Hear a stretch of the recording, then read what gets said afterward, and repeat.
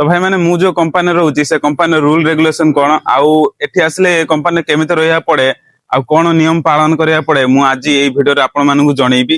तो वीडियो टाकू लास्ट जाए देखंतु। फास्ट तो जो पिला मानकर 18 वर्ष हेई नाही से माने को एठी अलाउड नाही।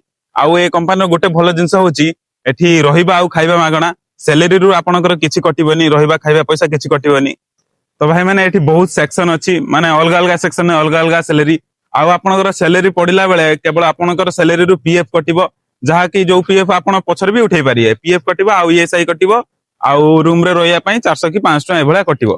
आउ भाई मैंने आपण जदी टेलर सिखिचंती तो आपनकर पैसा टिके अधिका हे पारे काहे ना टेलरिंग रे भलो पैसा दिया होची एठी।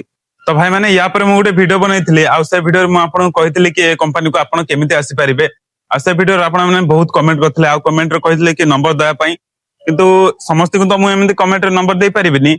तो या पर मु गोटे लास्ट वीडियो बनैबी आउ आज किछि कंपनी रो रूल कथा मु आपण जणै देली। तो या पर वीडियो रे मु आपण को सब रूल जणै देबी आ से वीडियो रे मु मो कॉन्ट्रैक्टर नंबर दे देबी आपण माने फोन करिबी पचार देबे कि ए कंपनी को आपण केमिति आसी केमिति रहिबे। तो आपण माने निजर दायित्व रे आसीबे किछि भी रिस्क नेबेनी घरे पचारि कि समस्त को पचारि कि आसीबे। तो आज पय एति थिला संग माने तो रोज संग माने जय जगन्नाथ।